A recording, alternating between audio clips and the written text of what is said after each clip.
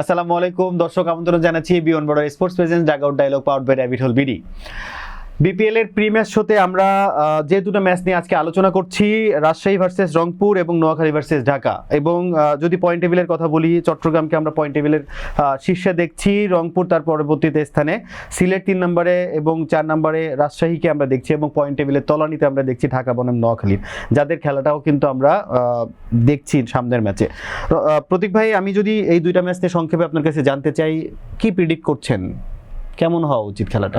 দুটোই খুবই কিনলি ফট কন্টেস্ট হবে, একটা top of the table class, একটা bottom of the table class.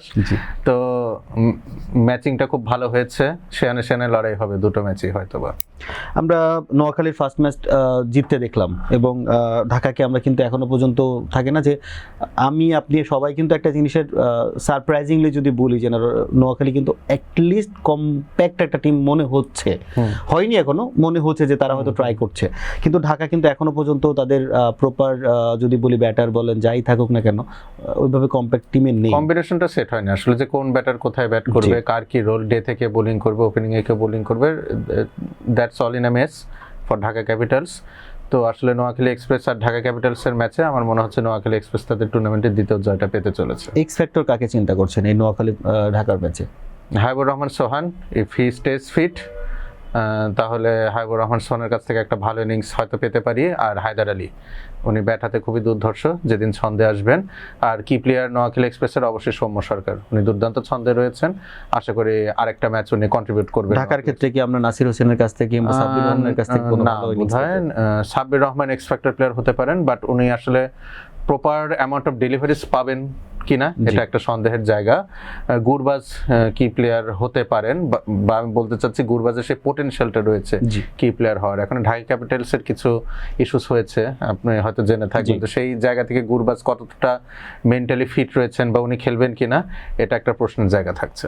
আমরা আরেকটা ম্যাচ নিয়ে একটু কথা বলতে চাই, রাজশাহী ভার্সেস রংপুরের ম্যাচ নিয়ে আপনি কাদেরকে প্রিডিক্ট করছেন যে এই ম্যাচের মানে জিততে পারেন, এবং এক্স ফ্যাক্টর কাদেরকে ধরছেন কিংবা কি ফ্যাক্টর কারা হতে পারে? Both the teams are coming of defeat. তো রংপুর রাইডার্স তো আসলে যদি আপনি ফরেন কালেকশনের দিকে তাকান, বেটার পজিশনে রয়েছে রাজশাহী ওয়ারিয়র্সের থেকে, কিন্তু আপনি দেখবেন যে রাজশাহী ওয়ারিয়র্সের লোকাল প্লেয়ার পুলটা বেশ ভালো এবং তাদের কোচিং প্যানেলটাও বেশ অভিজ্ঞতা সম্পন্ন। তো সেই ক্ষেত্রে কোচিং প্যানেল আসলে রংপুরেরও আরো বেশি অভিজ্ঞ, বাট এই কম্বিনেশনটা ভালো কাজ করছে রাজশাহী ওয়ারিয়র্সের ক্ষেত্রে, কারণ তারা এদেরকে চিনেন খুব কাছ থেকে এবং একটা টিম হিসেবে কাজ করার টেন্ডেন্সি দেখতে পাচ্ছি। তো আমার কেন জানি মনে হচ্ছে যে রাজশাহী ওয়ারিয়র্স আসলে সামনের ম্যাচটা জিততে যাবেন, এবং নাজমুল হোসেন শান্তর কাছ থেকে হয়তো আমরা একটা ভালো ইনিংস পেতে পারি। আর মোহাম্মদ ওয়াসিম রাজশাহী ওয়ারিয়র্সের ক্ষেত্রে এক্স ফ্যাক্টর হতে পারেন। রাজশাহী ওয়ারিয়র্স একটা কাজ করতে পারে, দেখেন সাহেবজাদা ফারহান চলে যাওয়ার পরে তো তাদের টপ অর্ডারটা স্ট্রাগল করছে, মোহাম্মদ ওয়াসিম মোটামুটি পারফর্ম করতে পারছেন।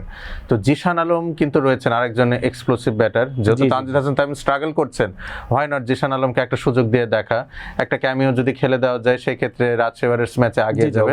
তো আমি যদি টিম ম্যানেজমেন্টে থাকতাম বা আমি যদি রাজশাহী ওয়ারিয়র্সের হেড কোচ হতাম, ড্রপ করে তানজিদ হাসান তামিম কোয়ালিটি প্লেয়ার, আমাদের ন্যাশনাল টিমকে রিপ্রেজেন্ট করবেন, অলোকে ওনার একটা মেন্টাল ব্রেক দরকার আমার মনে হয়, সেই জায়গায় জিশান আলমকে আমি ইনক্লুড করতাম। তাহলে আপনি ফার্স্ট ম্যাচে আপনি নোয়াখালীকে মানে জয়ের কথা চিন্তা করছেন একটা ম্যাচে, এবং আরেকটাতে আপনি রংপুর ও রাজশাহী কাকে? রাজশাহীকে এগিয়ে রাখছি। আর রাজশাহীর তো কি প্লেয়ারদের কথা আমি বললাম। রংপুরের ক্ষেত্রে আমার মনে হয় Mahmudullah Riyad is carrying an injury, তো আমার মনে হয় মাহমুদুল্লাহ রিয়াদ হয়তো সামনের ম্যাচে নাও থাকতে পারেন। কাইল মায়ার্স ব্যাক করবেন, and if he gets back, কি প্লেয়ার হতে যাচ্ছে রংপুর রাইডার্সের জন্য Dawid Malan and Kyle Myers.